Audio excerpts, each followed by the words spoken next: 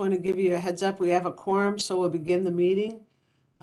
Heads up for next meeting, we have some new members and we haven't seen each other in a while. So if possible, for our February meeting, I'm going to ask everyone to turn on their camera, introduce themselves, say what position you have in the organization you represent, and then let us know how long you've been on the TAC.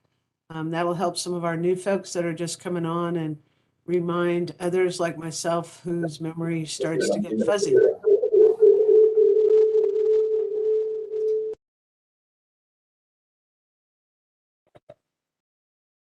Are we okay, Ryan?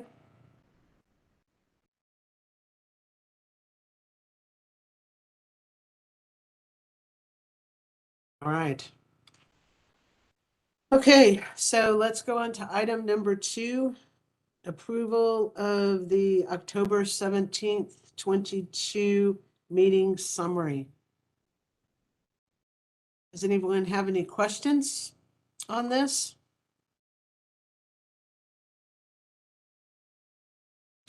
As Ed calls, I move for approval of the minutes. All right, Ed, thank you. Do I have a second? Gary Hutter will second. All right. Any opposed to approval of the minutes? Hearing none, we will approve the meeting summary. So item number 4. Let's go to item number 3, Emily, is a presentation on the FM 685 corridor. Emily is graciously going to wait on her presentation till after item number 9 to allow us to get through some business. Thanks, Emily, for that. So with that, let's go on to item number 4. Update on Transportation Demand Management Subcommittee. Greg? Oh, no, Gary, sorry. Thank you, Madam Chair. So we just had our first meeting. Probably, I would say it was the best meeting of the subcommittee we've had yet. I feel like we're finally really starting to get some progress here and start doing some substantial things. So where we are in the process, we've kind of narrowed in on 3 particular strategies to concentrate our efforts for the next several months. First being school pool. That's probably the one that will get the most attention throughout the rest of this year. Try to get some progress made there for the fall semester. And in summary, simple summary, it basically would create an opportunity for carpooling, parents that are carpooling to have some funding available for that activity. We'll also concentrate on essential worker outreach with transportation and manufacturing sector. We're going to kind of try to narrow it for a little bit here to make sure that we don't get too many parts and pieces moving at the same time. And then we're also going to concentrate on studying the Parmer corridor, a portion of the Parmer corridor as one of the busier arterials in the Austin region.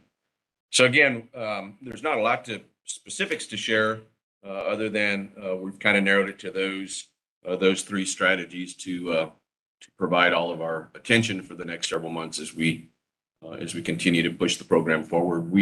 Our next meeting will be in March, and our goal, Madam Chair, is that we would like to hold that subcommittee meeting in person for some of the similar reasons that you just referenced. It's been a while since we've seen each other and been in the same room. So with that, I'd be happy to answer any specific questions or if there are any comments to share.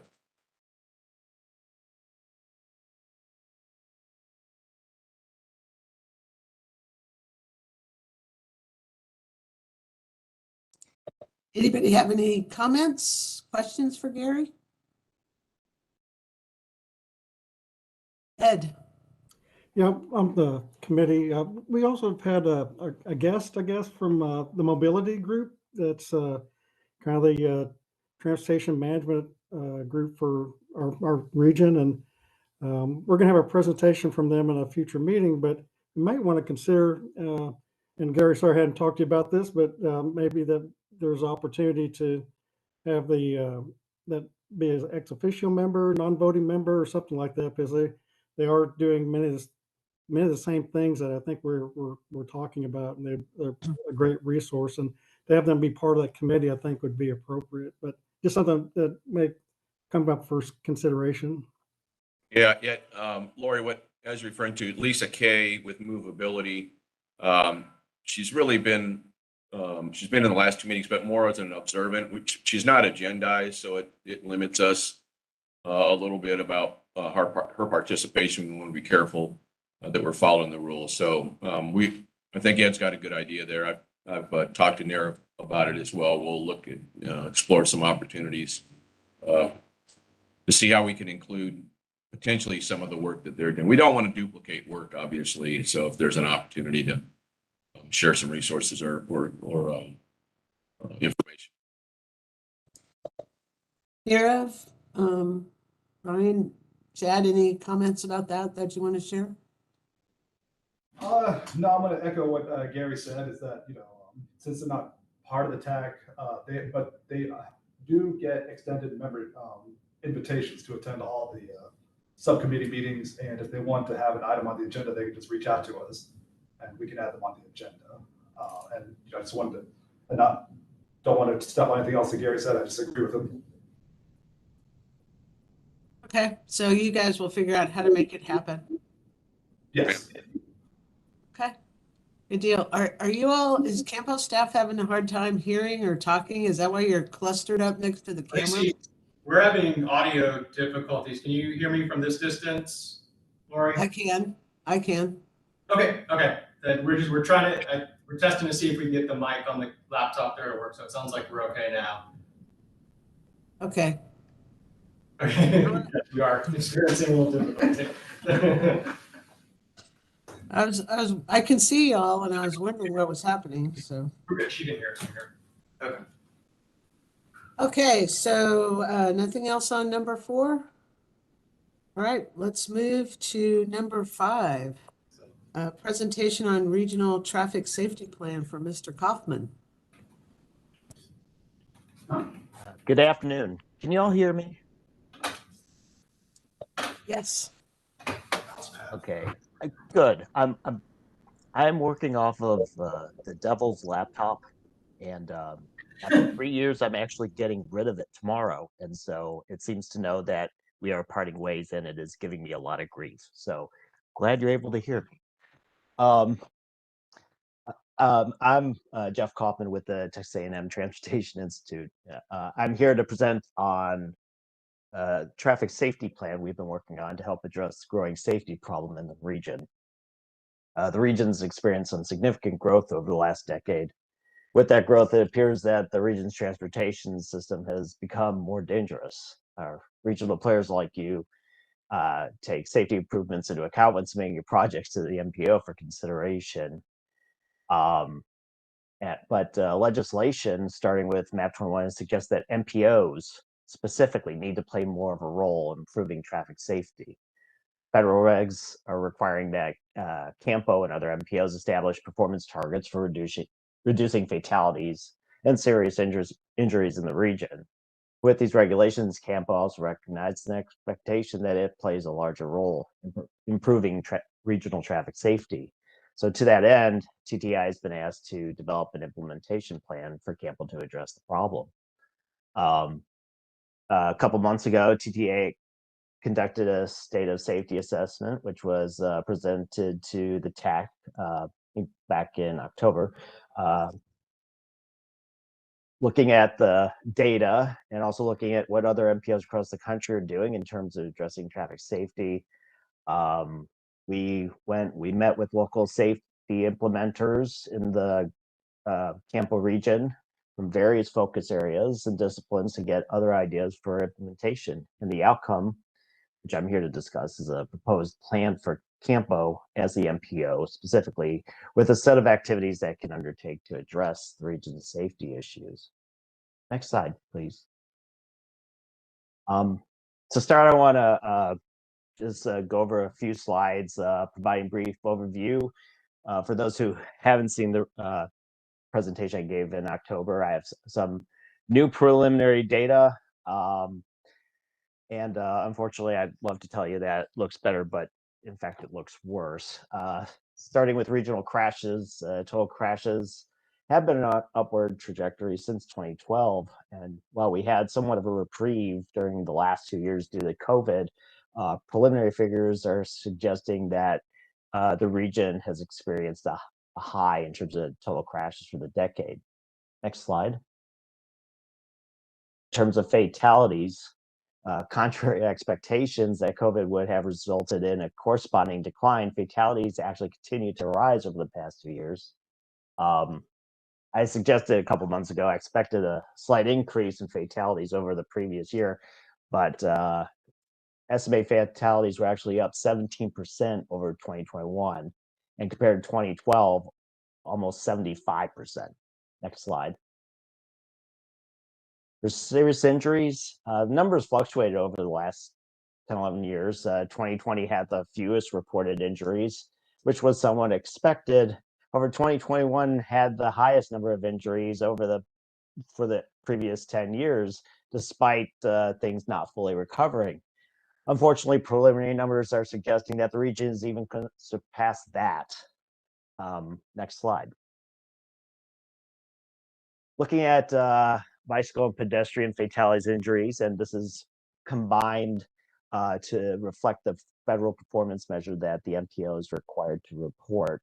Totals have fluctuated over the past decade. However, preliminary estimates are showing that 2022 is recording highs in both fatalities and serious injuries in both these categories. Next slide, please.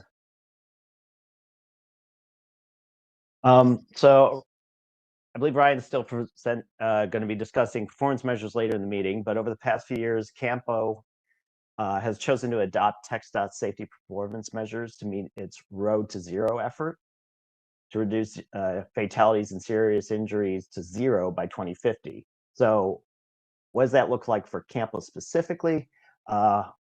This is working with moving 5-year averages, which is the federal guidance. The following table would be the schedule of decline to meet the ultimate goal for 2050. So looking at the 2022 figures, specifically those numbers in bold, it looks like that already that the region has surpassed its suggested target for last year. Next slide.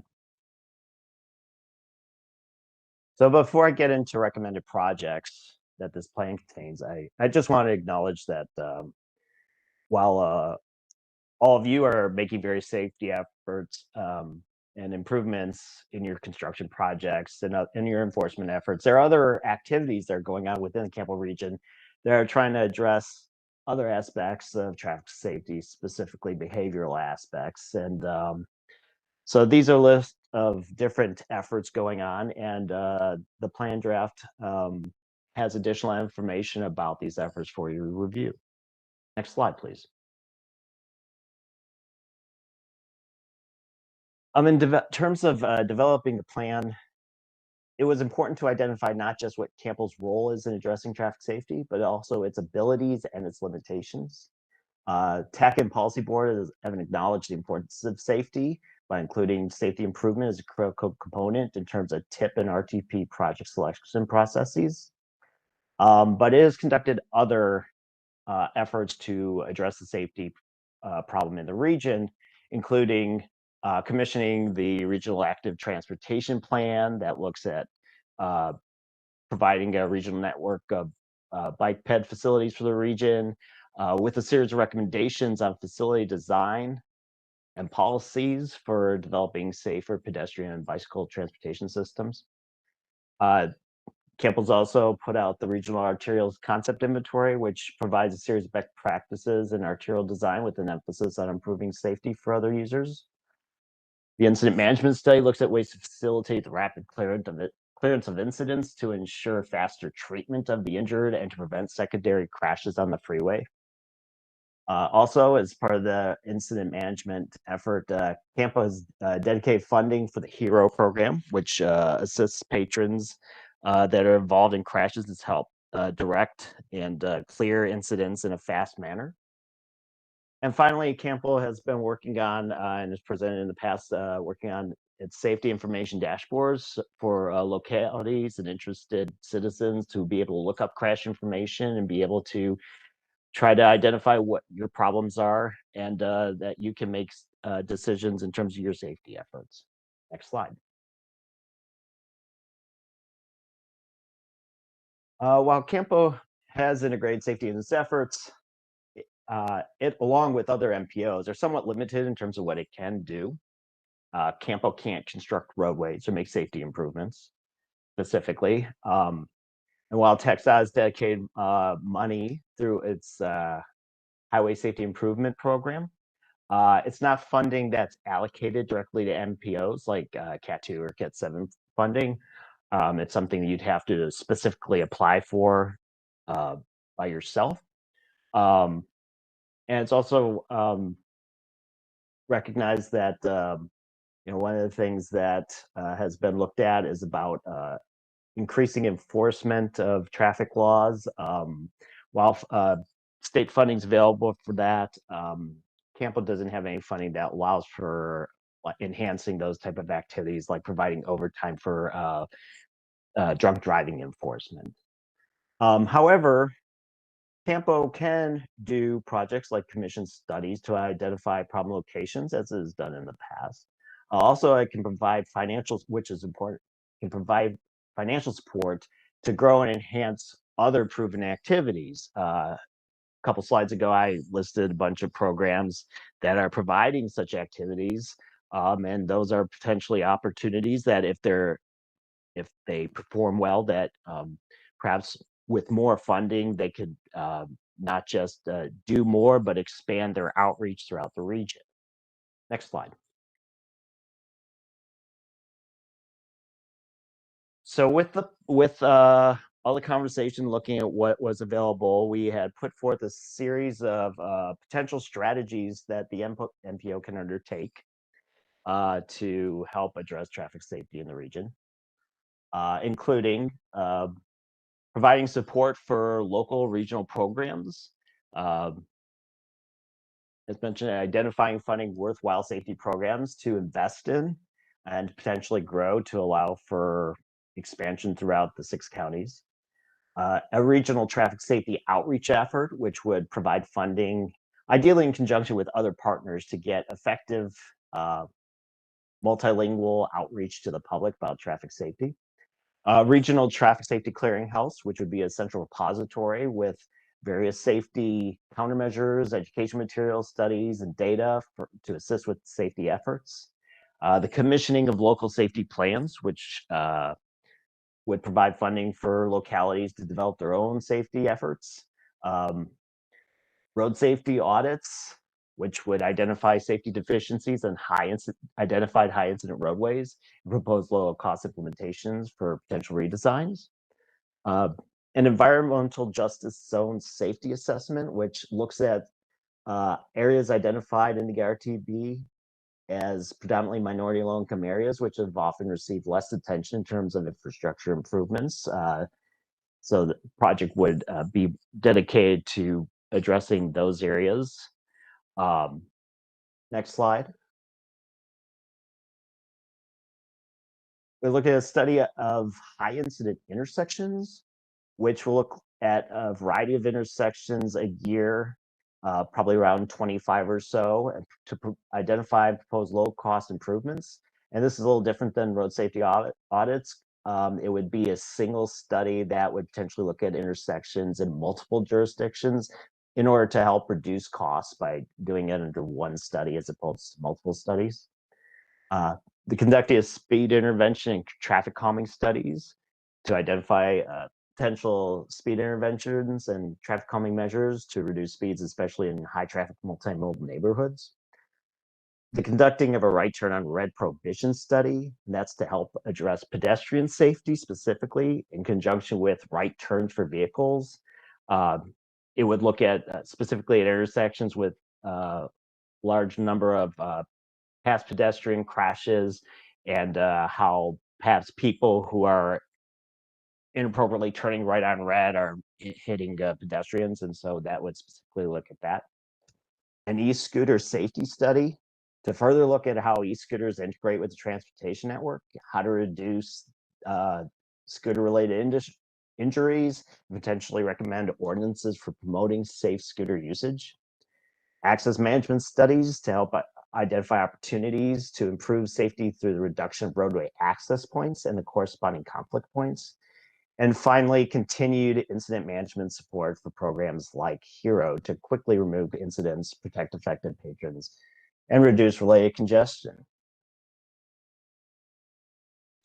Next slide. Okay.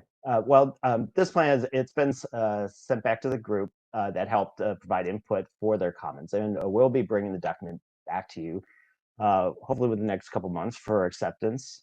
And with that, I'll be happy to take any questions you might have at this time. All right, Kathy, you have your hand up. Yes, and Jeff, this was an excellent presentation and very thoughtful. Thank you very much. My question has nothing to do with that. I got a message from my alternate who says the live stream isn't working and wanted me to ask someone to take a look at that and see if we could get the live stream working. So apologize for that, but I think Jeff did a great job. Thanks. Kathy, I'll be more than happy to do an interpretive dance of my presentation. And All right, Kathy, the live stream is up. Okay. Okay, thank you. All right, Jeff, we're looking for your camera to come on with that interpretive dance. So, Ed. Asked for it. Yeah, I read through the report and I thought it's really comprehensive and well laid out. The only thing I wonder when we call it a plan, when there's really not a plan in there, there's a lot of suggestions, what we could do, like it's a suggested state a state of the history of where we are as far as for the region on safety, but it really doesn't say which one, which ones we're going to move forward to. So I'm just wondering how, from the CAMPO staff taking this information, how long before we were able to kind of determine like an implementation plan for the various activities that may be chosen. I mean, can't do them all, but which ones are going to be the priority, or how's that going to be determined? And then funding and others, and I think it's great that this money or we can spend money on safety or improvements on roadways are going to be improved because they're going to meet the the latest safety guidance and in their engineering standards. But it seems to be that the soft type of programs that don't are not building things but are contributing towards other programs that are in existence now maybe our fastest way to have some impact if we do set aside some funding for these type of programs, or coordination by staff time and helping out these different organizations get that message out about how to be safe and what can be done. There's always new drivers that are coming on the scene, so it's a continuous effort that needs to be done. It's just not a one-time type of deal, just like some of our other programs. So I guess that's more comments than questions, but yeah, just kind of curious as to what's the next steps. So Ed, a few things. So some of what I heard you comment on, I think we're trying to address through the TxDOT safety work group that has been meeting. It's not quite a year yet, but so we've been meeting on a regular basis. So that group is headed up by TxDOT Commissioner Ryan out of Houston, and then TxDOT Commissioner New from West Texas, and then Lance Simmons, who's TxDOT's chief engineer, is staff lead on that, and Brian Barth also. So these are folks at the top level of TxDOT. that are part of that initiative. One of the things that I'm hoping we can address as an outcome of that committee is improving the coordination between the MPO and the district office on how to select projects and prioritize projects for the Highway Safety Improvement Program funding.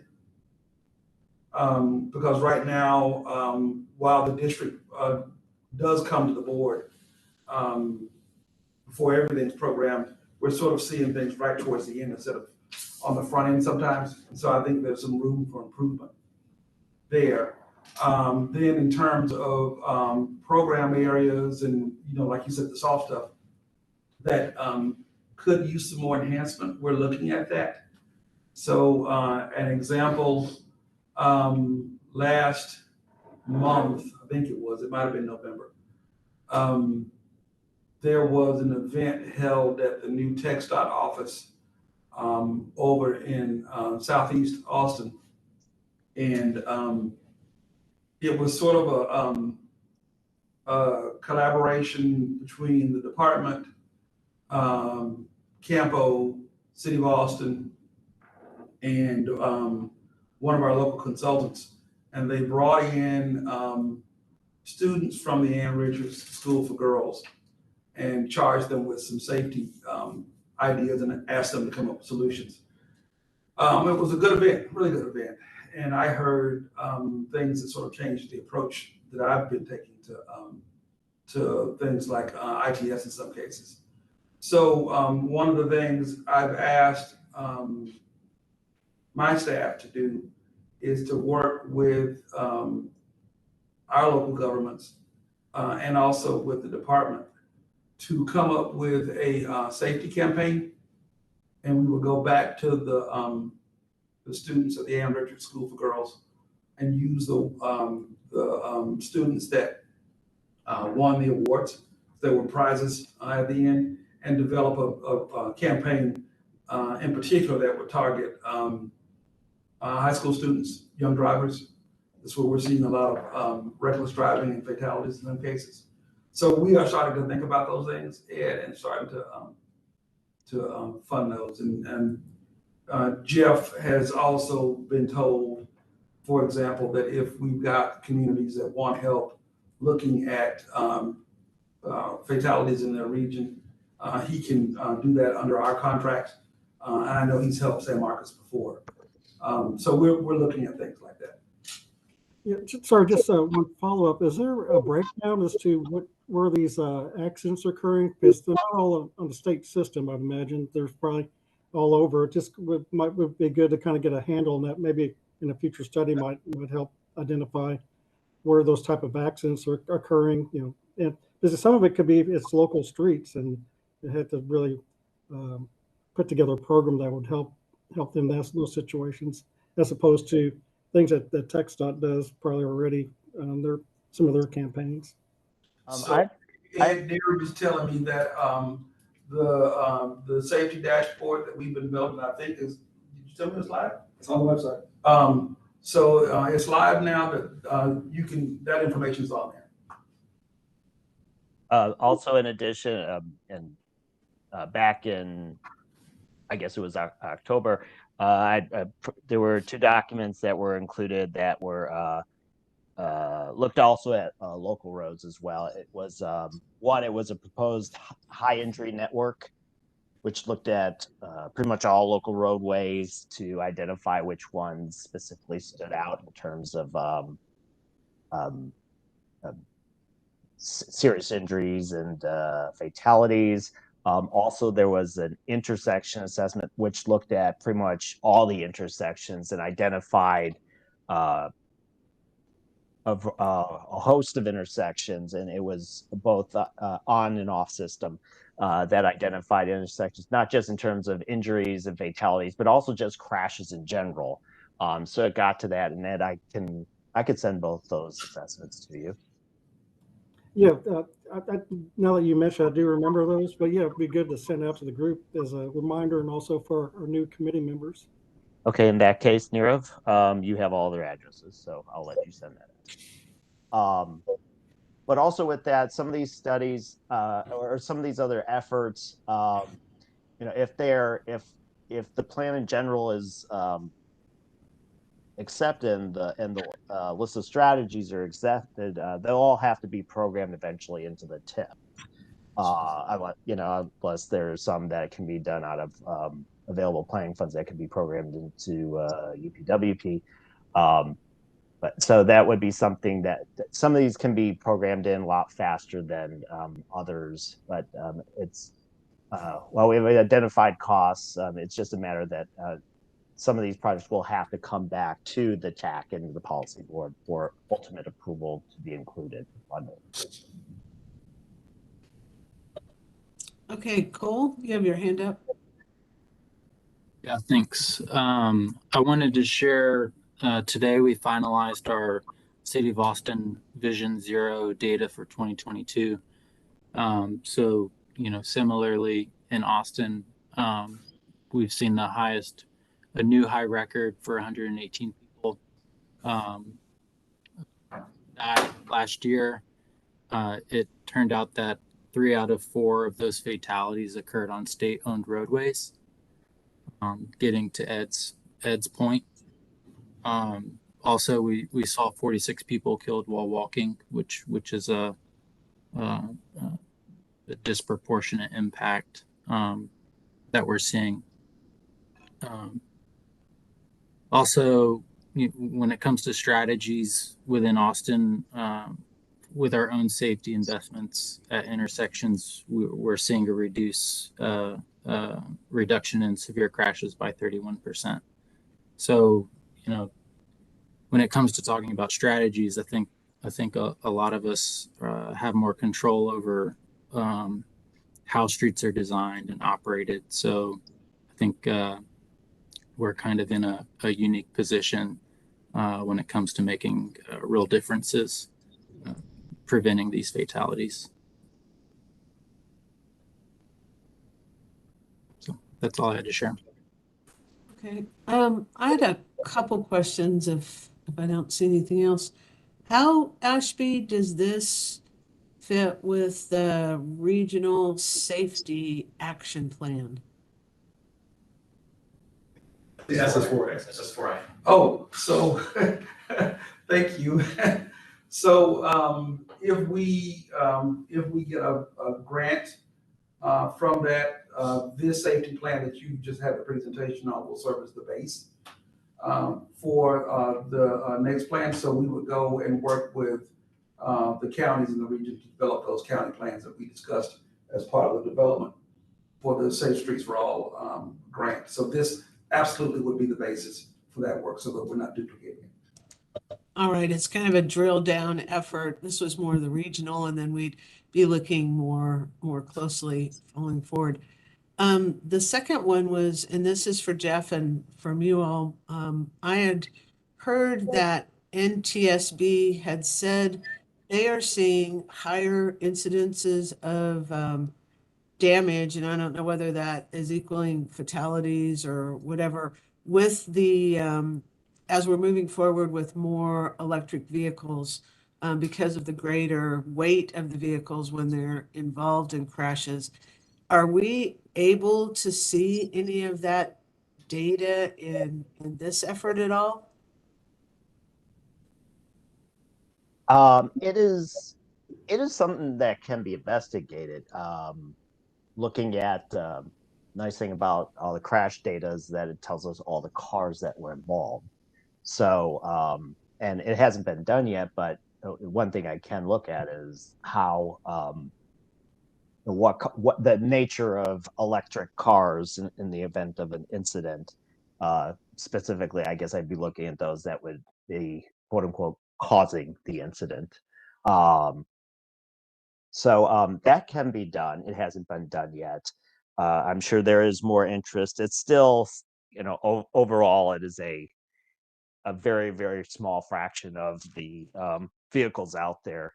We're in TTI, we're we're not just looking at that. We are looking at, this is an incident management issue. We're looking at when electric cars are involved in crashes where the car catches fire. That's become a huge thing because once that happens, you potentially got to treat that like a really horrible fatality because you could be shutting down a freeway for half a day trying to put the fire out. These electric cars are going to be a bigger part of this. Yes, the weight differential is potentially going to be an issue because most of these cars start at about 2 tons for a sedan. So, but that's an interesting question. That's something I can look at for you. That's an interesting question, Lori, because I know in terms of percent of electric vehicles as part of the fleet, our region is the highest in the state. So that's something we probably need to see if we can dig into a little bit. Okay, Kathy's hand went up on that discussion. So Kathy? Yeah, I just wanted to tell everybody, I actually read an article at lunch about heavier vehicles overall being a problem, not just electric vehicles and taller vehicles, bigger vehicles. They particularly mentioned the big giant pickup trucks where you're up high, and if a short person walks by or somebody in a wheelchair, there's a lot of blind spots, for one thing, where you can't see people. And then there's the additional weight. So over time, all of our vehicles have been getting heavier and bigger, and that's why we may be seeing more pedestrians. So yes, we should absolutely look at electric vehicles, but we should look at the overall size and weight of them as well and see if there's anything to counter that. Good point, Kathy. I take it you're not getting the new 9,000 pound electric Hummer that's coming out? Probably not. I do have a plug-in electric minivan, and it weighs 7,500 pounds. So Wow. they're heavy. All right. Any other questions, comments on this item? Thanks very much. It's always interesting, Jeff, when you bring us data. And thanks, Ashby, for having them look into this. All right. I feel badly that I had to bring you worse news, but Yeah, really. Well, I'm happy that, I'm not happy that City of Austin has, their numbers have gone up, but it does sound like some of their local streets, progress is being made. It was a bad year for San Marcos in terms of bike pedestrian fatalities. So, I think speed is a big piece of it, but anyway. and Hey. distraction. Yeah, actually, yes. Okay, so Thank you all. Thank you, Jeff. Take care. Item number 6, an update on the travel demand model. Greg? Thank you, Lori. Next slide. Thank you. Good afternoon, everybody. It's been a while since I've talked with y'all, so I was going to update you on the model, and we'll start here with the timeline and kind of the overview of what goes on in that timeline. We're currently about 2/3 of the way through the timeline, and the model is on schedule to be completed by the end of May or early June of this year. There has been some hurdles that have come up, but we've negotiated those, and we're continuing to negotiate the ones that might come up. And we're in a good position to meet the August 1st deadline for completion of the whole project. And that deadline is a deadline by TxDOT for the end of their contract on this project. Excuse me. Next slide, please. Work has been completed on updating the TAS and the base year network and updating the internal modeling code to help the model run smoother and quicker. We have met with stakeholders in our technical working group, which, just for those that don't know, the stakeholders, they consist of over 25 members that include cities, counties, and a couple of chambers of commerce. And our technical working group is about, it's a little over 16 members. I'm not exactly sure. I don't want to miss anybody, but that consists of TxDOT, CTRMA, CARTS, TTI, the State Demographer's Office. AECOM is the consultant working with us, Capital Metro, ATP, and CAMPO. We've met with them concerning the 2030 and 2050 demographics and the review schedule, and we're now ready to focus on completing the demographic forecast runs. AECOM created a website that we're using to make the demographic review for the stakeholders, the TWG, and eventually the TAC quicker and easier. The first review by the stakeholders and TWG was requested on December 30th and was scheduled to be completed in January, but we have extended that deadline to the end of this week. And I want to mention, due to time and budget constraints, we will not be able to extend any more demographic review deadlines. There would be 2 more review requests, and we must have those completed by the deadlines, or we're going to run into problems completing the model on time and within budget. I also want to stress that I'm really asking you to use the website to log your comments and only review the areas of your responsibility. This makes it easier for, it makes the whole process run quicker and smoother for everyone. If the website is not utilized, it'll be difficult to add your comments to the UrbanSim runs. We've sent direction on how to use it, use the website, but if you don't feel comfortable doing that or you need additional help, please reach out to me and I can walk you through the process. Next slide, please. Work is continuing on the 20-year calibration and validation. And that process is just, the calibration is making sure that each step of the model matches travel survey outputs. And then the validation part is when we start matching to actual traffic counts. And as for the demographics, once we receive the comments at the end of this week, we will review those and incorporate them into UrbanSim. Then we'll rerun the program and request a second review by the stakeholders and TWG in early February. After that, we will incorporate those comments and send out a request for TAC and everybody, and we'll add TAC to the group to review the rest of this.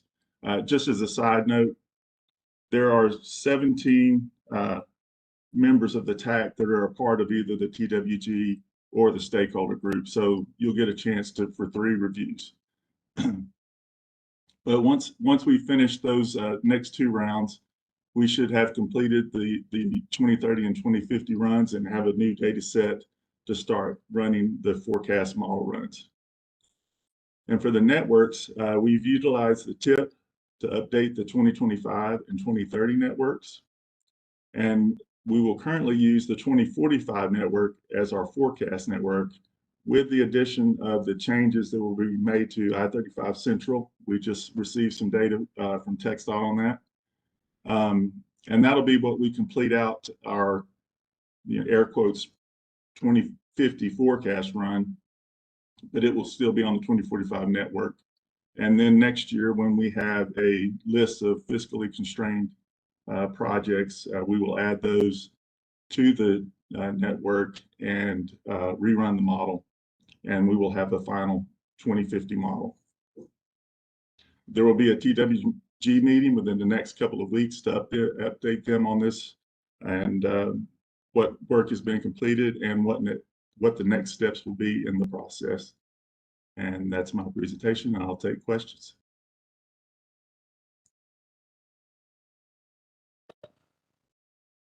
Okay, so Cole, I see your hand up. Go ahead.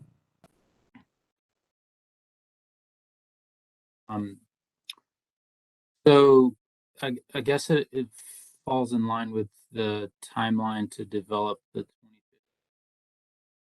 So it's not clear what can be done after August 2023 when TxDOT's contract ends.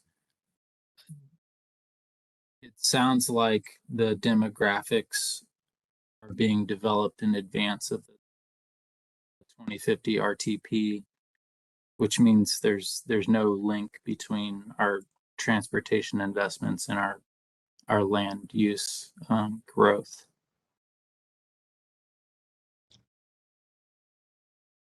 I still believe there is links. We have to finish the model before we can finish the RTP so that the model can be used when we're developing the RTP. So it gets done a little earlier in the process. I guess my question is,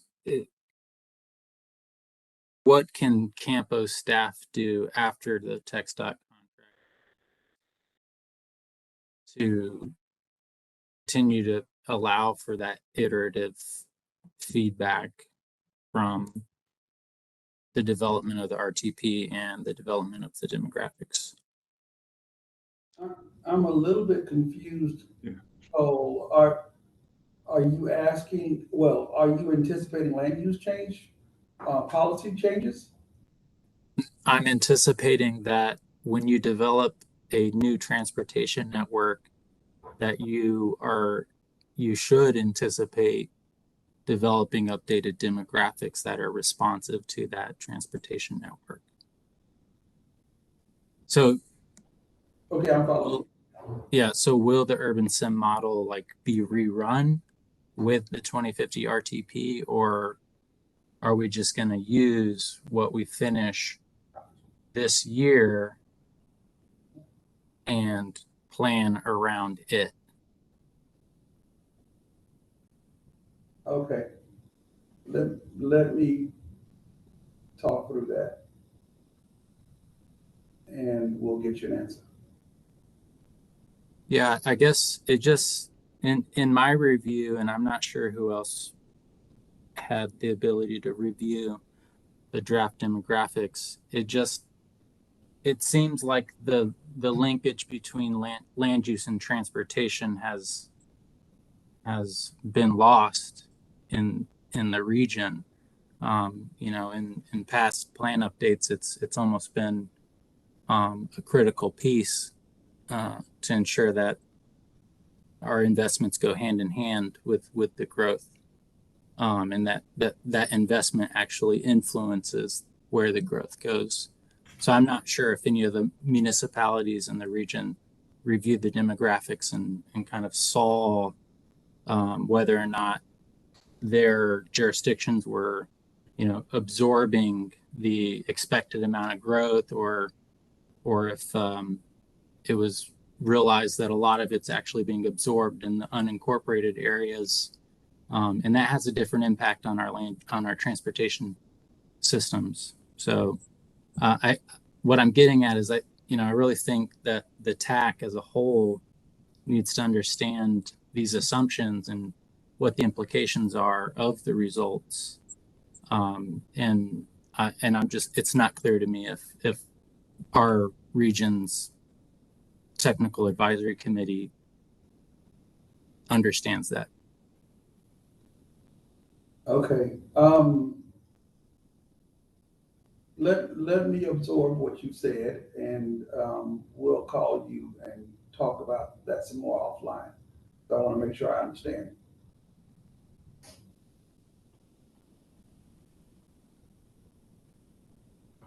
I think, Cole has shared some of his concerns with San Marcos too, and we haven't looked at it and really don't have the technical capacity internally, maybe to understand fully about what would be important for me and maybe some of the other jurisdictions is, again, making sure or asking us the questions that enable the model to be the most accurate. I mean, it is a model, but it is the most accurate to what our planning projections are via land use. And that's what I didn't know is, are there certain things that Urban Sim takes into account? And I know that was maybe a question that I gleaned from Cole's information, that if there's specific things we need to understand, then that would be good. And so if it's setting up something separately with Greg to walk through it, or maybe even have the consultants and Greg just do a little offline education piece on that, it might be helpful. But, if I don't know if any other of the entities have any comments on that, or whether they feel pretty comfortable in terms of being on the working group or the stakeholder group, and being up to speed on this. So anybody else have comments?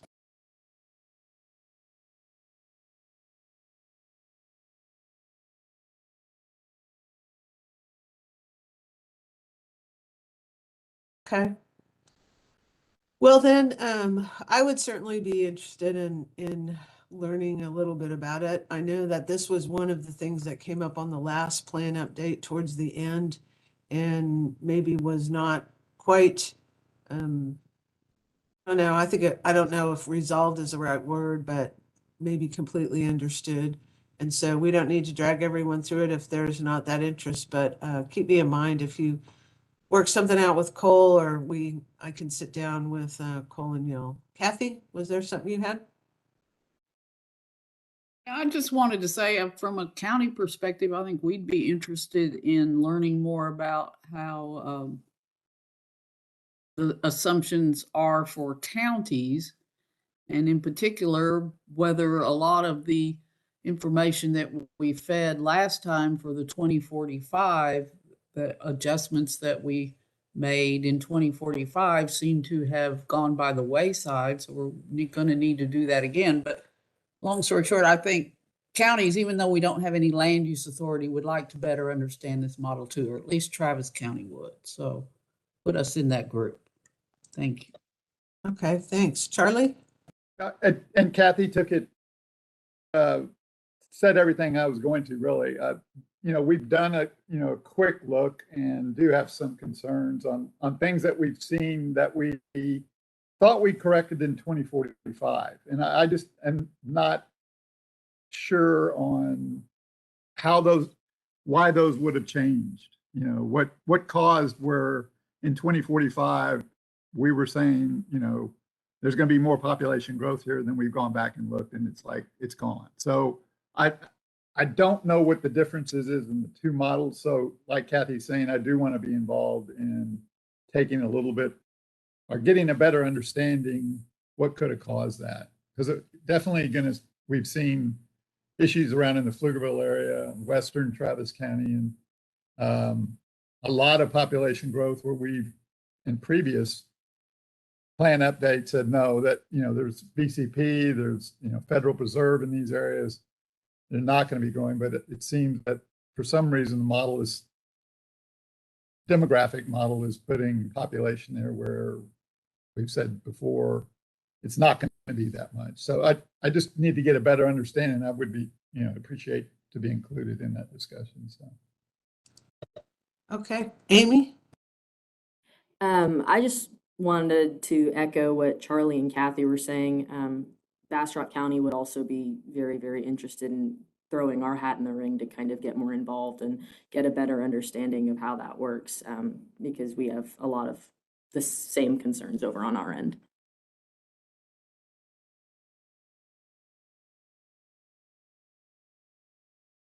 Thanks, Amy. Well, I guess, staff, Greg, I'll let you all ponder on that to figure out the best way to do that. The goal being not to slow down the commitments that we have or increase scope, but just make sure that for whatever reason, if there is some information that could help people understand how this works with their information and has buy-in now, it's going to be a lot better and create that positive outcome with the model going forward. So thanks for that. Any other discussion on this item?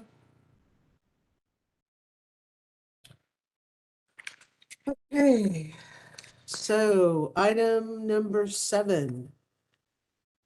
Chad. Thank you, Laura. So when we included this item on the draft agenda, For this month's TAC, we were hoping there would be another meeting of the Project Readiness Subcommittee for today so that we could share the results with you. However, we learned from TxDOT that they're still working to identify potential funding sources for some of the corridor studies. And the subcommittee really needs that information before they're able to make their final recommendations and present those back to the TAC. So just want to provide a quick update that subcommittee is still working, kind of waiting to get that information, and expect to have kind of final information to present at next TAC meeting. We do have a few updates and wanted to provide you a schedule update as well. So I'll hand that over to Eric Busker and our GEC team to provide a bit more information on that.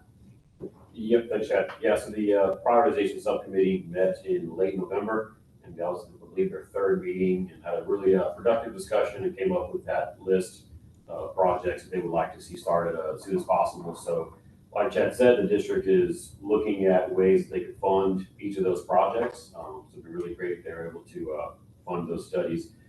We can hope to have that list before the next TAC meeting to be able to communicate kind of timeline for when those studies can start. But definitely hopefully we can bring that back to y'all next month. And then overall, the FM 973 project, which we talked about, the district already agreed to fund. Negotiations are ongoing with a consultant. We expect to have a consultant contract executed in early February so they can start the 973, we'll call the 973 South project. In parallel, the Williamson County is funding and selecting a study to 973 North, kind of in the Williamson County portion. So hope to have quick progress on that study soon, but that's the only updates I have.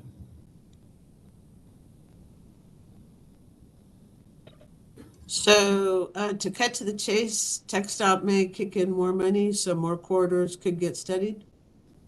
Correct. Exactly. That's good news. Yeah. Good job. Corridor team. Committee. So anybody have any questions or comments on this? All right. Going forward, item number 8, carbon reduction program. Ryan. All right, thank you. Wanted to kind of bring back the discussion about the carbon reduction program. If y'all remember, I know we've got some new members on, but we presented this to the technical advisory committee back in August, and then we sent it out as a memo, and then presented it to the policy board as information. And then we had some action last month from the policy board. So the main thing on this slide, I really just kind of want to reintroduce the program. It came out of the IIJA, the Infrastructure and Investments Jobs Act, and it's a new formula program that is going to be run both by the state, and then in the TMA areas, the MPOs will be delegating the program. So CAMPO will be receiving approximately $22 million for distribution within, throughout the region. This is the amount that was apportioned to the transportation management area. A couple of important things. The program requirements are very similar to the TASA program, where there is a 4-year obligation limitation, also a 20% local match, and then there is a planning requirement for adopted reduction strategies. And so we took to this, the adopted reduction strategies are something that we're going to be working towards. It's going to be part of this discussion. But for the action item, if you haven't had a chance to see it, we took a request to the policy board a couple of weeks ago to set aside a portion of the carbon reduction program funding so that we could develop a regional plan that'll act as our adopted reduction strategies for the 6-county region. So if you'll go to the next slide, please. Excuse me. So how that plan is going to really unfold, this is a slide that we took to the policy board. I really just want to kind of hit the high level of the planning outcomes we're looking to address. And so we want to make sure that the carbon reduction program does cover the 6-county region. And we want to make sure that it provides an effective programming process and that it also meets the federal requirements for the funding access. So a couple of important things. We're obviously going to develop regional goals and objectives. We want to voluntarily develop some targets for an potential upcoming performance measure requirements that's going through the rulemaking process right now. So we want to go ahead and get ahead of that while we have the opportunity. I think the meat of the plan for us, and the way I see it, is analyzing the effectiveness of the eligible activities. So if you look on the left, there are about 15 activities that are eligible under this program. And these have been proven over time to some degree or another to reduce mobile source emissions.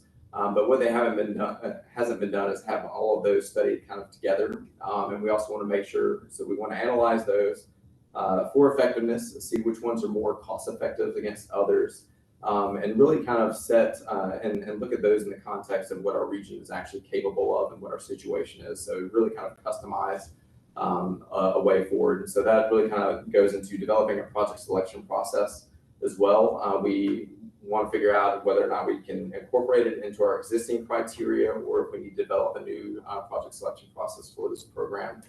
So that'll be looked at, and we'll also look at developing a very specific activity recommendation.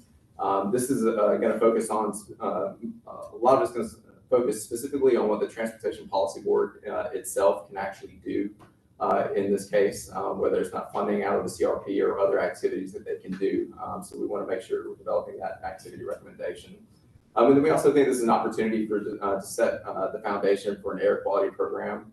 As most of y'all know, we are in attainment. We're the largest or second to largest MPO in the country that happens to be in attainment.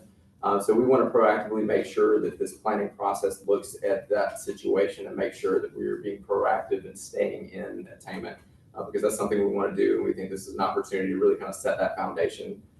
So that'll be part of what we're looking at. So that's really just kind of a high level summary of what we're looking to do.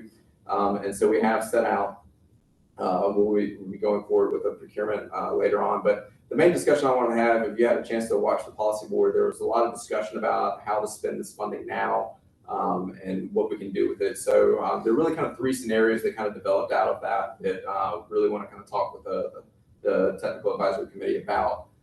So a couple of things, kind of first and foremost, we have a deferred project list. For new TAC members, these are projects that were kind of put on hold so that we could use that funding for I-35 Central. And so there's a list of deferred projects, and there was discussion about allocating either what we have existing in carbon reduction funding or the entirety of the program over time to these eligible deferred projects. And so just to remind everyone that the policy board did, in that resolution, deferring these projects did ensure that these projects that are deferred have first crack at any new funding sources that they may potentially be eligible for. So that's something to really consider. It's pretty straightforward, I think, in the resolution that we need to look at these deferred projects and see if they are eligible. To talk specifically, before I go into the other two scenarios, I do want to talk about what specifically is available. So outside of the funding that was set aside for the carbon reduction plan development, we currently, sitting in our account now, have about $7.7 billion for allocation. And there's a deadline starting on November 15th, 2023. The funding will not be accessible until we have an adopted regional strategy. So at the beginning of the fiscal year, we're going to get another year's worth of funding. So we'll have, for about 3 months, we'll have about $12 million available for allocation. So one of the other discussions that were had, and this is kind of the original intent when we brought this back in August, is that doing a post-plan allocation. And this is allocating all of the funds outside of what's already been allocated to the plan based on what comes out of that carbon reduction planning process. And so there's really allowing the plan and what comes out of that to dictate how we spend the funding. Again, this is not a lot of funding for the region, so we want to make sure that we are being incredibly strategic about how we spend it. And so that's really what our intent was. But then we also have these deferred projects. And then another thing that came up for discussion was allocating everything that we have available prior to November 2023. So that $12 million number you see down there, let's go ahead and allocate that now on whatever is eligible. And so there was discussion on what that project should be, or what those projects should be, whether it's deferred projects or something else entirely that's eligible under that list. So when you're considering that, there are those additional factors that we need to consider. There's project readiness, which to me is first and foremost the most important thing in this discussion.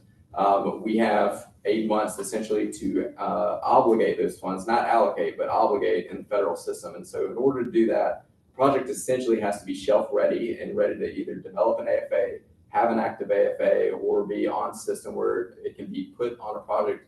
It's basically just ready to go. All it just needs that funding light. So that's really something to consider in this discussion.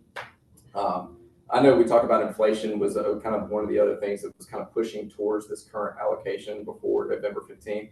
Is obviously inflation has been impacting a lot of projects. So there is some benefit if we can select a project now for the funding that we have available as opposed to waiting until after. So that is a consideration. But then we also need to consider a project selection process, a project that has gone through some vetted process that's been approved by the board. And that's one thing that's important about the deferred projects, I think, is that they've all been through some process and been selected through a rigorous process that's been approved by the policy board.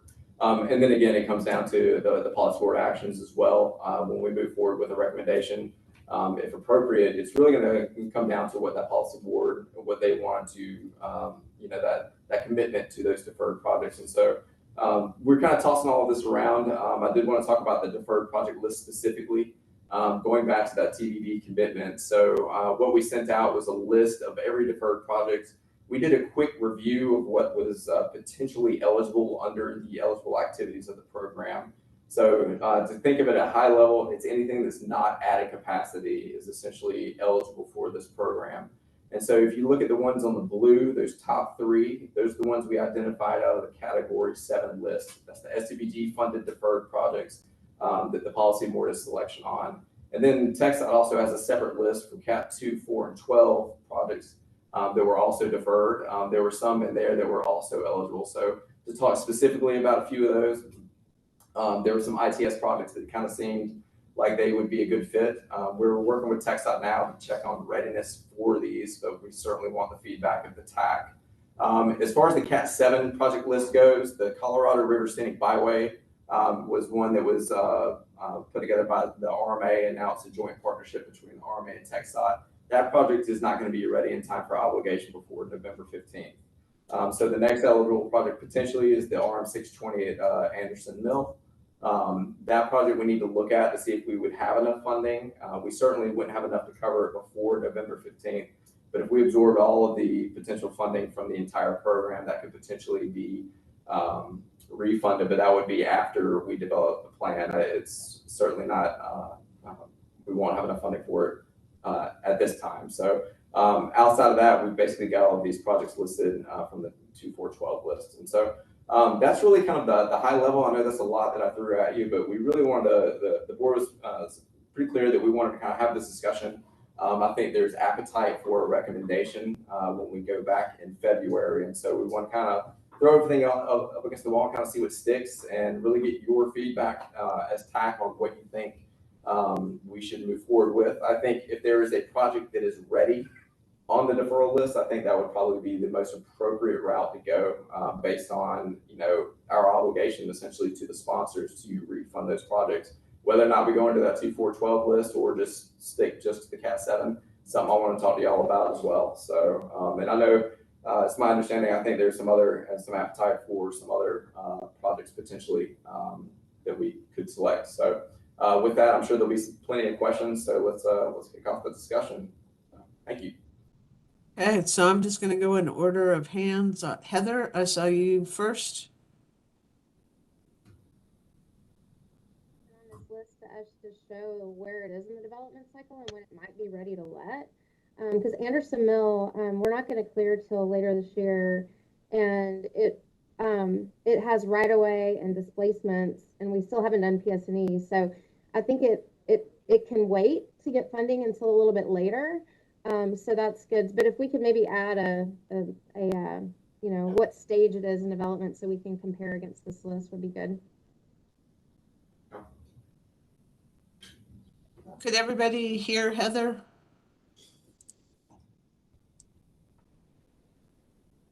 I was having a little trouble, but I think I got the gist of what you were saying, Heather. What I heard was it's not ready. Yeah. I can try to log in on my phone. I don't know why it's not listening to me well, but It's better that time, Heather. So okay. If you could just repeat. Yeah, so I just mentioned on this list right here, it might be good for us to have another column on the stage of development that it's in, so you can tell kind of what budget you have for a call and then what stage it's in. because Anderson Mill, we won't get environmental clearance until later this year, maybe in the fall. And then there's right-of-way utilities and, relocation. So just getting in the court systems, if that needs to be with I-35 going on, it could take, if we got funding in November, we wouldn't have time to use it, so just kind of the readiness factor of those projects or kind of what you were talking about. Yeah. Thank you. Okay, Gary?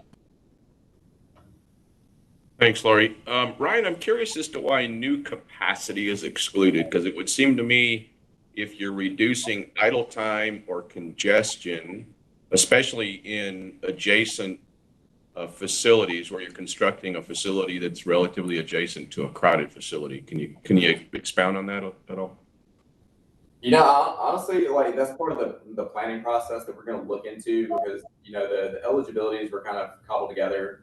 This is basically what the administration put as through the IIJA process. So I'm not sure why that was excluded.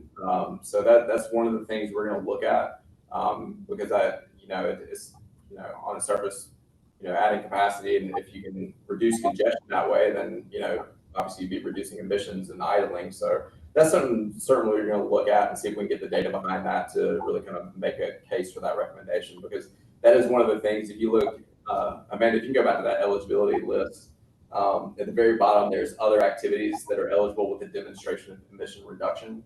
So if we can demonstrate that through the planning process, that'll certainly be on the table. Okay, thank you. Gary, I think that that language about it not adding capacity is there because this program is sort of based off the conformity program that non-attainment areas have to go through, and for the congestion mitigation air quality funds, which is essentially what this is for attainment areas. For the CMOP money, you can't use it for added capacity. So that's why I think that's there. Okay, I appreciate it. Thanks. All right, Ed. Yeah, thank you. I do have, CARTS has a need for additional vehicles. We were trying to get vehicles or electric vehicles for our different services. And that I understand, the board wanted to go forward with, these other lists, but, I just wonder, how can you make a comparison, I guess, of the different projects if they even meet the intent of the program, to reduce carbon emissions, I'd like to kind of think about that. Also, I know my screen froze, so I'm not seeing the list of projects, but you got to remember also, if you don't have a contract with TxDOT already, the likelihood of getting obligated by November might be another consideration. So there's and I'm glad Heather brought up about some of the other at least one project saying even though it might show it being ready, there's still a lot of other activities that might have to occur. So I'd like to see a well vetted list that would take into consideration all those to make sure that we can obligate the funds when we can. Just to be 100% ironclad sure and not have a large product that all of a sudden can't go because of a variety of factors. So those are some of the comments I would say. One is that there's probably some public transportation needs out there. I could send you a list of what we've been doing. We've been putting in grant applications, haven't been funded yet on these discretionary programs through USDOT, and that also make sure that the products that are going to move forward, that they can really get those funds obligated by that time frame of November.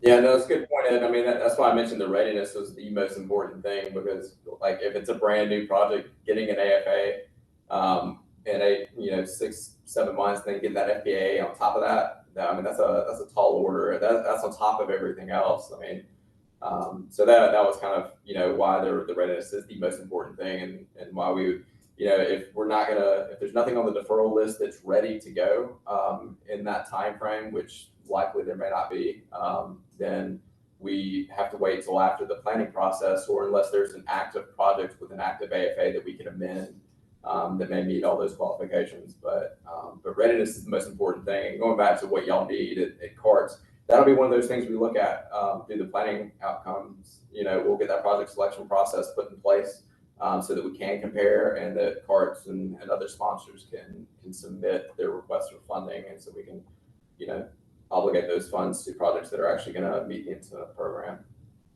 Yeah, and I agree. I think, with the buying power always being decreased with inflation, that to do all that we can to get those any project on the road, because we've seen the inflation impacts that are happening right now to everything that we do. Yeah. No, the time value of money is really important in this as well. So. Okay, thanks, Ed. Nadia? Hi, thank you. And I'm here representing Capital Metro, and I definitely echo a lot of Ed's sentiments about the variety of projects that are on the deferred project list. They seem to be, there's certainly, I see one bicycle project, but most of them fall into the category of traffic mitigation. And I think I'm more in the camp of the post-plan allocation projects. So once we do the planning process and we have a better understanding about how to effectively spend this 12 million, which is, you're right, it's not a lot. I think we should be cautious before just going towards the easy deferred project list and be more strategic about investing these dollars. And we have a list of projects too I can share with you if you're interested. Thanks, Nadia. Cole, you're next. Thanks. I had a question. I wanted to get an update from CAMPO or from TxDOT whether or not TxDOT has plans to create a carbon reduction strategy for the state.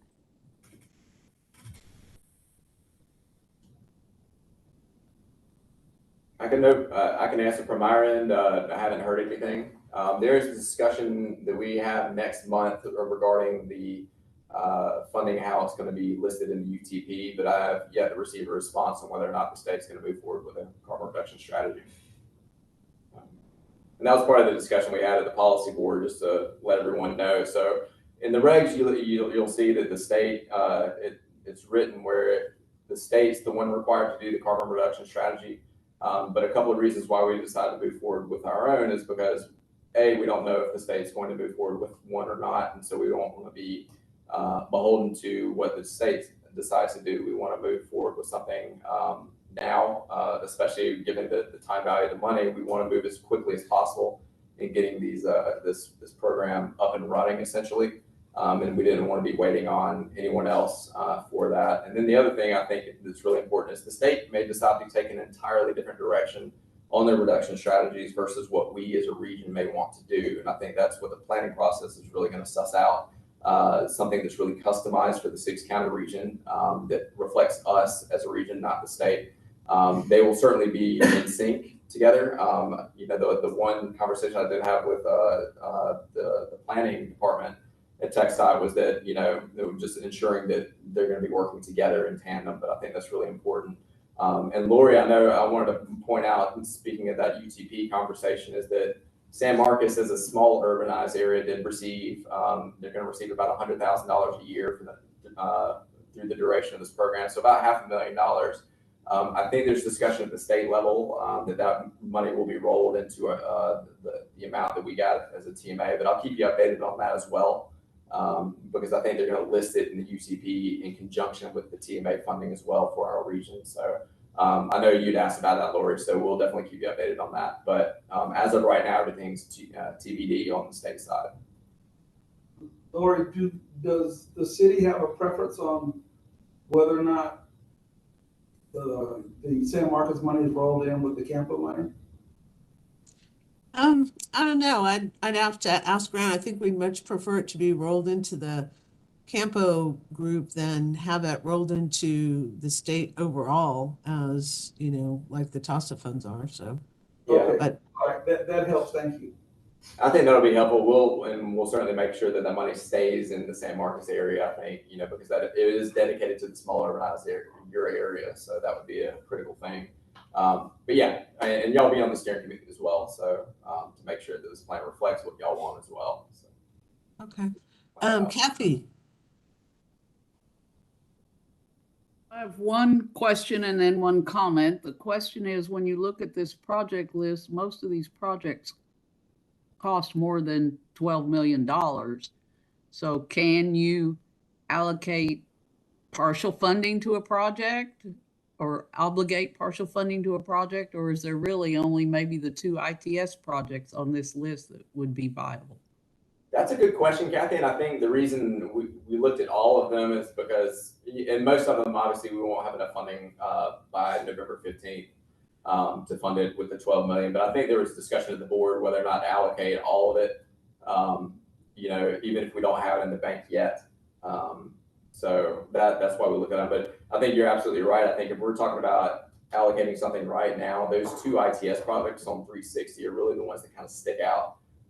In my And mind. the bicycle project, that would be 8, close to 12. I think Ryan said the bicycle project won't be ready to go. Oh, okay. Sorry, I didn't hear that. So Kathy, to add on to your point, these numbers don't reflect inflation, do they? Ah, okay. Yeah, that is a consideration. We may not be able to pay for any of these considering inflation, because these are 2018 numbers. So that's 5 years at this point. So that's going to be a significant consideration. Yeah, so add on 30 or 40%. Thank you. And then my comment is, I'm wondering if it would be a good option to not give, but allocate this money to the TDM program, because it already has an AFA. It's already ready to go. I know when we had our previous TDM program, we could do sub grants, so you could spread that money out. The TDM program covers the entire region.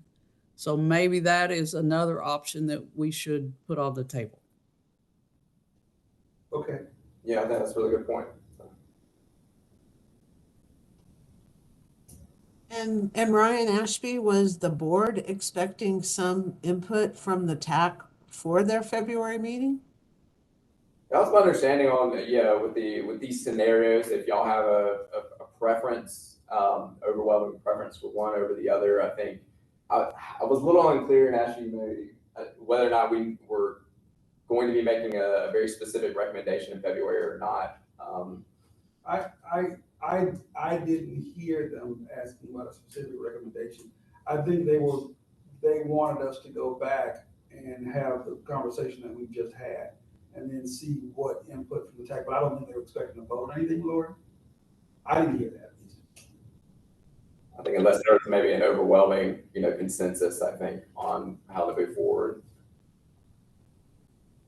I think, Lori, in particular, well, this is what I heard. Now, doesn't mean it's what they said, but what I heard was they were sort of trying to get some input on, do we allocate either one, what we have right now, or all of it towards something on this list, or is the tax, the majority of the TAC looking for, let's do the plan first and then see what comes out of the plan, and then we would allocate after we get that done. So, but yeah, it was a little nebulous because they took the action to make the allocation. So. Okay, hey, Tom, I saw your hand up and then you took it down. So I just want to make sure that there wasn't something you wanted to add. Oh, thanks, Lori. Yeah, I was just confirming that the 12 million would be allocated prior to the program or the study being completed. And then if the board decides not to spend or allocate the 12 million, that it would be a total of 20 minus the million for the plan, of course. But right, that would be part of the overall program over the next 3 years or 2 years remaining on the program by the time the plan is done, correct? Yeah. So we would just go ahead and do a project call at the completion of the plan, probably in conjunction with the TASA call, since they're very similar. We'd probably do a joint call with the CRP and the TASA funding at the completion of the plan. And hopefully, we're looking maybe like a year, 18 months to get the plan done. We're going to move as quickly as possible on that, but that is the intent of that post-plan allocation if we did that. So we'd have a process in hand as we finished it have the board adopt it to meet that requirement, and then move straight into a project call. And if I could just follow up, and thank you, Ryan, but so if the program or the plan gets adopted 18 months from now and the board allocates the 12 million, that means there's 8 million left for the plan to be applied towards, right? Yeah. Yeah, Thank if we you. went into 12 million, yeah, we'd have 8 left. And, and the other part of this is a formula program. So depending on what happens at the federal level, this plan or the program will continue in perpetuity until it's taken out in the next iteration of whatever transportation bill. If so, it may stay forever, similar to TASA, where it's just a new source of funding in perpetuity. So this plan will, act as that kind of guide. So we could potentially, at the end of the plan, if we know it's going to continue, maybe do a continuing resolution of the IIJA, then we can allocate more than that as well. So just something to consider. But obviously, politics, we don't know. So.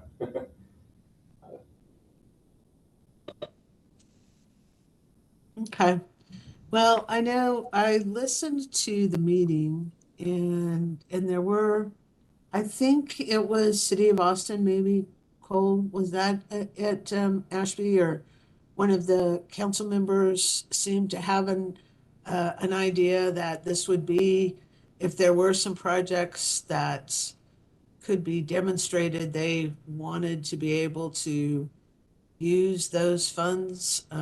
So I did hear some discussion of that, but I also heard the idea of the fallback on the deferred projects as the no-brainer one from Chair Long. So I guess what could occur is updating these costs and adding some additional information that Heather recommended in terms of status as a no-brainer to give the board, just so that they can see that it's not potentially a slam dunk on being able to award. Yeah. So- Go ahead. Sorry. So, yeah, Lori, I think where we are is kind of giving the board a few options. One, like you just said, updating these numbers and the status of the projects on this list on the screen, and saying to the board, you can choose to fund something off this list or keep partial something off this list, but then the delta would have to be made up out of other funds for it to move forward.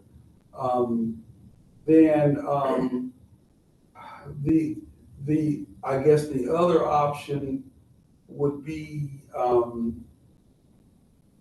if we can't fund something off this list, the board could choose to look at new eligible activities that are not part of this list. But then readiness, once again, would have to be applied to that. And as Ryan said, we would definitely want to I think, recommend to the board they look at things that have sort of gone through some sort of process, especially outreach, before those items go to them. So we're being consistent with what the protocol and process is they laid out in 2017 under the TAC. I'm sorry, not TAC, under the TIP project selection criteria. And then I'm trying to think, is there a third option? Which is the post plan, just waiting. Oh, the third option would be just, doing the plan and then waiting and see what comes out of it. And then the board allocates them depending on what they want to do. And that would probably be in conjunction with the call for projects anyways, because we're probably looking at the next call once we know where we are with inflation. So it would all roll into, in my mind, it would all roll into one call for CAT 7. TASA on CRP. Okay, Cole, you raised your hand right away, maybe responding to my comment. I still had some questions. Go ahead. Yeah, to follow up on questions earlier, do we know what other MPOs in Texas are doing? Yeah, that was so we looked at the only other MPO that I know is doing anything is Waco. And they put together kind of a short, I guess, application to allocate the funding, which was interesting because they're not a TMA. So I'm not sure if they're having discussions with their district up there or how they're going to do that. But their technical advisory committee actually just put together probably a 3-page application process. It's pretty open-ended. So we didn't look at that. Outside of that, the other major players have CMAQ program in place. And so that's the only thing I saw that was remotely related to this, but nothing specific for carbon reduction. And then also as part of the 1 million authorization, it's anticipated to also cover administrative costs for an air quality program. Do we know an estimate of what that cost would be? We don't. So are you talking about the administration of the air quality program? It was more administration of the contract for the plan is what that was referring to, and the CRP program itself. So administering that will be charged to the 1 million. So there's not an anticipated request for CRP funding to fund staff to do work identified from the program? That may be potentially a request. I think if that comes out of the planning process and lays out that air quality program that you mentioned, we could put in a request for that, but that's not part of the current allocation of funding. Okay. And then I just have a comment about the rest of the conversation. I personally don't see how most of these on this list could be considered eligible for CRP funding. I can't be, I can't see how an overpass or a grade separation won't include added capacity, particularly if you're adding frontage lanes in addition to your overpasses. So I just wanted to put that out there. So from a city's perspective, to me, it does seem to make sense to wait until a plan is developed to be able to do an allocation based on the plan's work. Thanks for that, Cole. Nadia?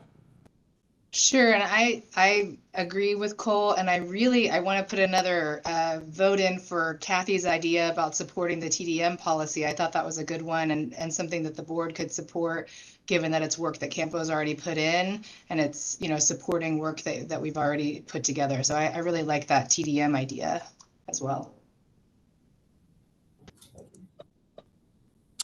Kathy?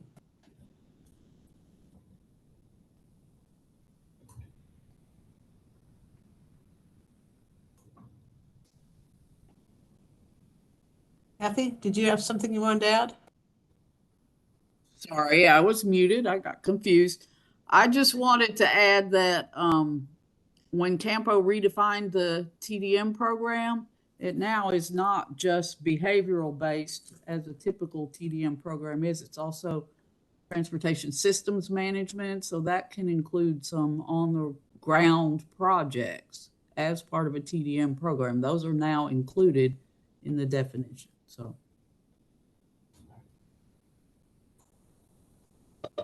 Ryan Ashby, what are your thoughts about the TDM comment? I think going back to, it would meet all the readiness. I think from my perspective, that's the most important thing. It's got an active AFA, it'd be an AFA amendment. It's regional and it's been through a regional process and selecting it. So it probably doesn't, we'd have to look at an estimate. I'm not sure it would need an entire 12 million to run it. Certainly, but that's certainly an option. I think if there's nothing on this deferred list, because I think my overwhelming feeling from the majority of the board is that if there's something on a deferred list, we need to take a crack at it. But I think that's also kind of looking at whether or not it actually meets the qualifications. Something we're gonna have to look at for readiness. But TDM's kind of in this. If we're gonna select something now, TDM kind of checks all those boxes. But we'd have to kind of craft a recommendation off that, and potentially, what I'm kind of hearing here is potentially, funding the TDM program with a portion of the funding and then saving everything for after the plan development. I don't know if I'm hearing that right, but I'll let Ashley come. So Lori, I think it certainly fits, the eligibility requirements, in meeting regional and, looking at strategies that would reduce emissions, both in the short and long terms. I guess, and I would certainly like to see it funded. My hesitation that you're hearing is I don't want to come across as self-serving. So, you know, I'm open if the TAC thinks that's an idea worth supporting, because we think it's about $4 million. If the board wants to support that and they kind of want to see how things go, $1 million a year for the next 4 years, so you can kind of test it as it goes along, would be okay with me. Or the $4 million all at once would be okay. But I think if we're going to do that, we also would need to open the door to other possibilities as long as they can meet the ratings.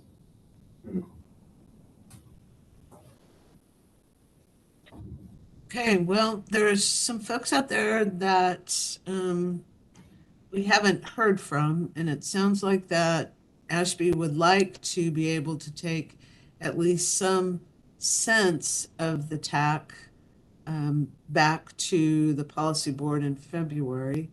So I feel pretty confident I know where Kathy stands, and Nadia and Cole. They've been pretty vocal. So I'm going to go up to Gary, and unfortunately I'm going to pull you guys. And if you don't really know, it's fine. No one thinks less of you if you don't really have an idea at this point. But I just kind of want to make sure I hear from a cross section of folks. So Gary. Yeah, in the interest of time and readiness, I certainly would support TDM this time around at this juncture. Okay, Amy? I also would be in favor of supporting the TDM. However, I would kind of like to ask sort of the opposite of Cole's question. If grade separate intersections are being included on this list, why are the Highway 71 overpass intersections not included on this list? That's a good question, Amy. And we did look at those, and those have new frontage roads. And that was actually kind of what Cole mentioned, was that there were frontage roads involved with those. Whereas these 360 grade separations are not including any frontage roads. So they're literally just taking the lanes that exist there and separating them. That's it. So that was the key marker there. But again, all of these still have to be reviewed. Like, we need to look at the schematics to make sure that's actually the case.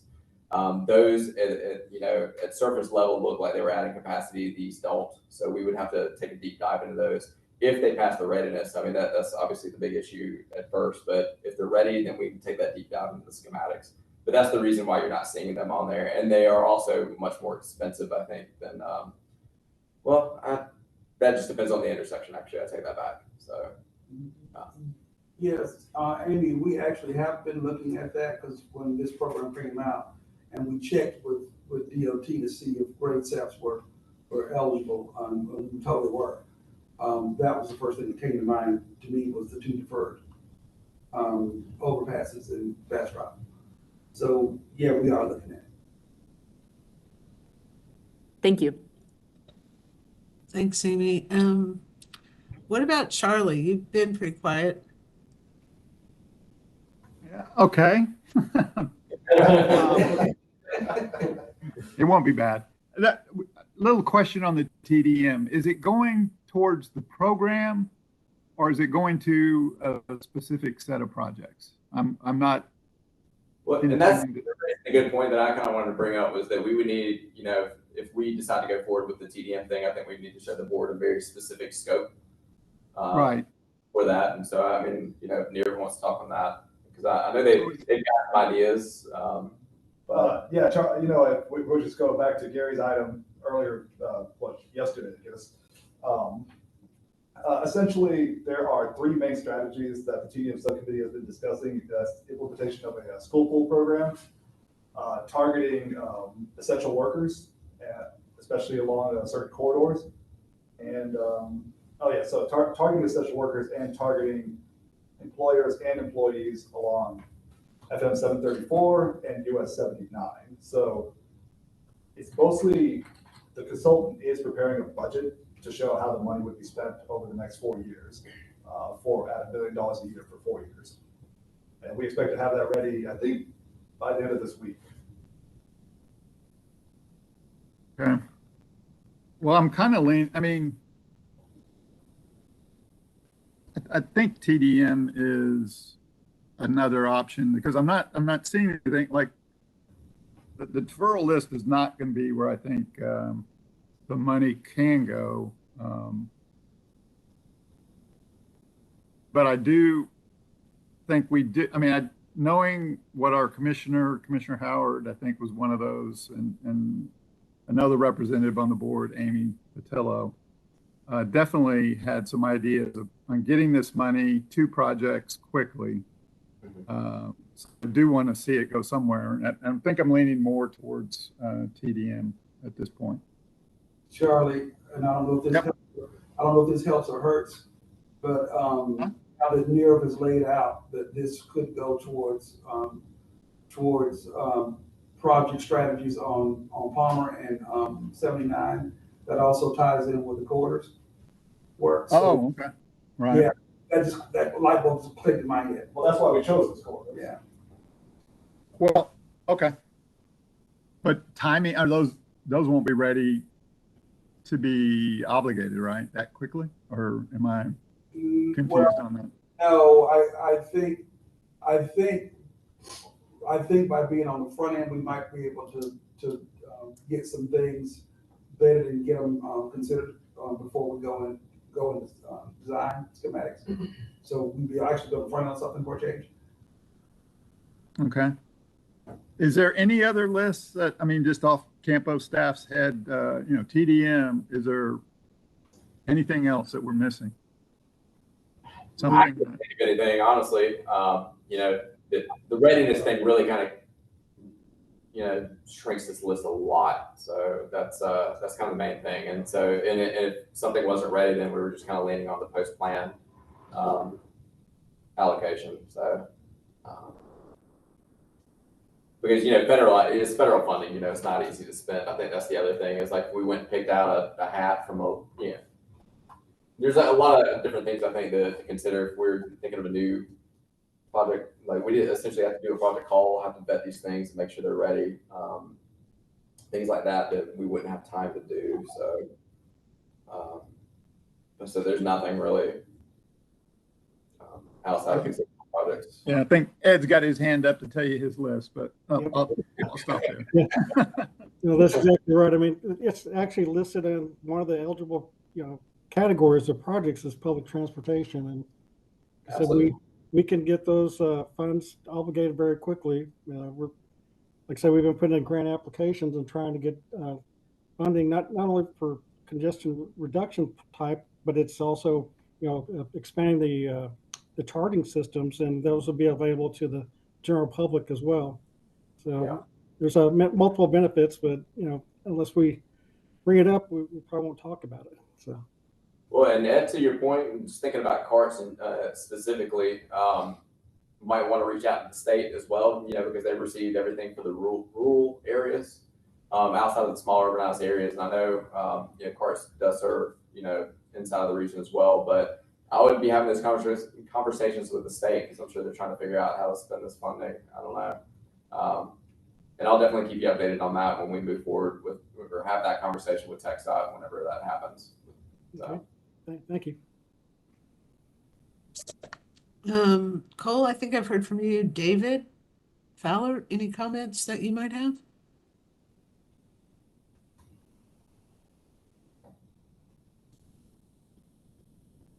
Emily? I'd agree with Gary and Kathy to go with TDM. Yeah, I didn't have any comments, by the way, David Feller. Oh, thanks, David. I know I caught you by surprise. So thank you for that. Anybody else? Mike? Ideas from your area? Mike Hodge, and then I'll ask Mike Sexton.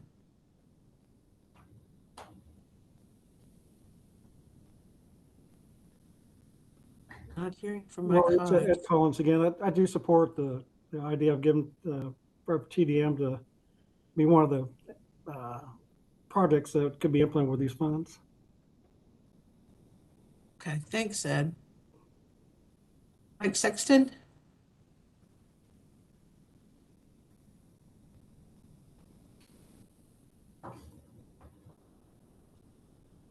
Nope.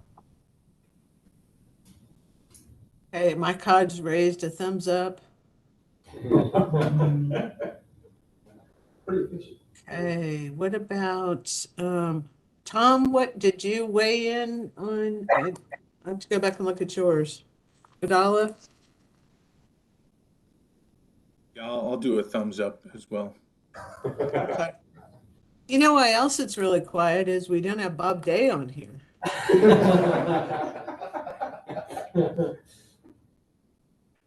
All right. I appreciate that. And, I think what we'll do, we'll take it as an information item with the board and kind of update it seems like we kind of have a pretty good idea of where y'all are feeling with this, even if there's not like a specific recommendation, because we do need to do some homework on these deferred project lists and obviously do some homework on our end as far as the TDM program goes. So we'll get all that information together, update the policy board and kind of see how they're feeling as well. And then perhaps bring this back for a specific recommendation based on that additional information. Does that sound good to you, Lori? Yeah, that sounds great. Gary, you raised your hand there. I did, and I didn't mean to, but thank you. You have to say something anyway. I really miss Bob today. Right. Okay, well, that's good. That was a really long discussion and really appreciate y'all weighing in and now we'll have number 9, Ryan, continuing on performance measure targets. Yeah, absolutely. This will be a really quick update, and I appreciate your feedback on the previous item. But basically, just want to let y'all know, and we've got some new TAG members, but just that we have to, there's a federally mandated strategic approach, basically transportation performance management, that we kind of incorporate into everything we do. But one of the major things that kind of a check in the box thing that we have to do is that we have to adopt regional targets every single year. And these are in specific categories. But outside of these regional targets, we also, have a performance-based project selection process. We monitor the investment progress and impact of our investment decisions. And then we also incorporate everything into the TIP, the RTP, into all of our other studies. And so this is a thing we do annually. So most of y'all are familiar with it. So I don't want to spend too much time on it. But we've got these performance measure goals on the left. These were set about by Congress. And then the process is there on the right, where we essentially are in the bottom 2 boxes where we set the targets and then we incorporate those targets into our planning and programming processes. But it's a 5-tier process. And so we are going to be updating our targets. They're on the next slide.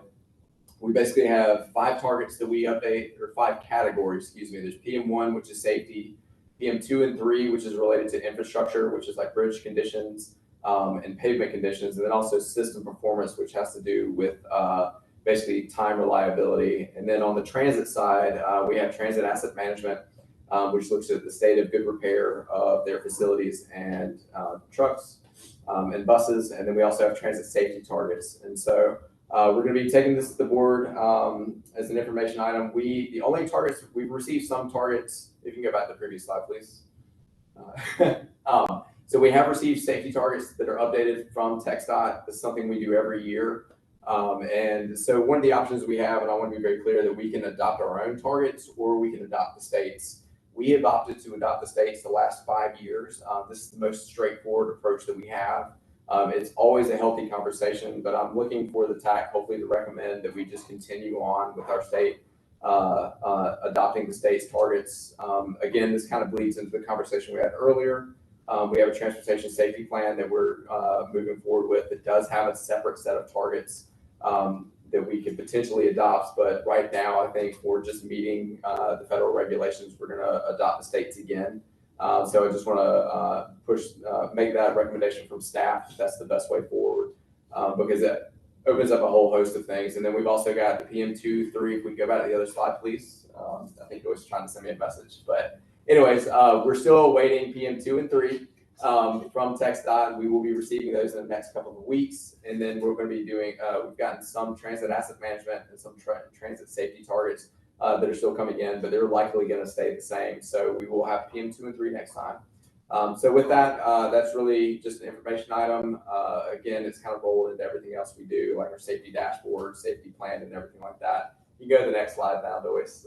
And then the regional traffic safety plan. So just one quick update on that. Does anybody have any questions or comments about that? Specifically, I know the safety performance measures are a good conversation, but hopefully we've done it enough this time that we can just sail it through. And that's it. Yeah, and this was just information for us. This is not our formal recommendation. You'll be bringing that back where we take formal action. In February. So we should have everything updated by February, but I won't expect many changes on the transit side. I don't think anything's going to change really, unless the safety targets may go down. And then, as you can see, the new safety targets from TxDOT are much lower than they were previously, and that's because of the road to zero by 2050. So they're much more aggressive than they have been. So that'll be just something to point out. So the only thing that went up, I think, were the serious injuries, and that's because of the population increase. But everything else is going aggressively down. So. Okay, thanks for that, Ryan. All right, so Emily, I want to be respectful of you and your time, and I know we've gone 2 hours, and I want to make sure you still want to do your presentation, or you want us to put you sooner on the next meeting, whatever you think, whatever you want to do. Well, thank you, Lori. I appreciate this item getting placed on the agenda today. And I want to be respectful of everyone else's time. So Ashby, if it's okay, we'll work with your team to see if we can get on the next TAC agenda instead. Okay. We'll put it on next month. Thank you so much. All right, so then let's quickly wrap up 10. Chad? Starts with 5310. Okay, yeah. So I've just got 2 announcements. The 5310 project call is open right now. So I think everybody's familiar with it. We have about $2.7 million that we're going to be granting. This is the schedule, so I just want to make sure that everyone was aware. This is for the urbanized area, and then these are transit programs that support the urbanized area, but specifically for vulnerable populations, including elderly individuals and those with disabilities. So just want to make sure that everyone is aware that this project call is going on. We're doing a webinar in a couple of weeks on the 1st. If you have any questions, please join us for that webinar. And then applications will be due on the 3rd. This will also be something that will come back to the TAC later in a couple of months as well for discussion and eventual recommendation. And then finally, I've got the tip schedule up there. So the amendment cycle, we're working with TxDOT right now to on some amendments that we're going to have for this upcoming cycle for I-35. But outside of that, if we can go to that slide, please, to show the schedule. So you've got the spring schedule on the left. This will be something that will be coming to the TAC, and we have tried to ensure that the schedule allows for the public involvement period to close before we bring this to TAC for recommendation. So we have heard that and are accommodating that. Also want to ensure that this community outreach is going to be after the I-35 public outreach that's occurring right now for the DEIS that's out there. And then you've got the fall schedule there. So just to remind everyone, you can apply. If you have an amendment, just submit it whenever you have it, and we'll process it as quickly as we can, just depending on the nature of the request. And so, and finally, we're working with FHWA and TxDOT right now, but we're going to have an out-of-cycle amendment in February. This is related to a functional classification request that we did back in November. So I just wanted the TAC to be aware of that. If you've got any comments about that, this is specifically an FHWA request, and so we're going to be honoring that because this is a locally funded project, but because they want to see it in the tip before they approve that functional classification, we're putting it in there. So just want everybody to be aware of that as well. So if there are any comments, please let me know. So, thank you. Thanks, Ryan. And then I'll just add, you saw in there, we have the appointment of a nominating committee for the election of the TAC officers. I've let Chad know that I've reached out to Tom, Amy, and Emily as the nominating committee. And if there is anyone else or another region that you feel like would like to be represented on that nominating committee, let me know. This is it. If you can just shoot me an email or give me a call, then I'll let CAMPO know. But hopefully, I appreciate Tom and Amy and Emily serving, and I've also passed along to them that both Gary and I are willing to continue to serve in our current positions for another year, but really want to encourage anyone out there that wants to take on a role, let one of the committee members know, because I know Gary and I both are happy to share the mantle of leadership with new folks. So just because we said we continue doesn't mean we have to. So please reach out if you're interested, either being on the committee to me, or if you want to serve, reach out to one of the committee members or CAMPO staff. The policy board meetings, February 13th. TAC is February 27th. And with that, do I have a recommendation for adjournment? Motion to adjourn, Gary Hutter. Gary? I'll second it. Thank you all so much for such a long meeting. Appreciate your time and attention. Thank you.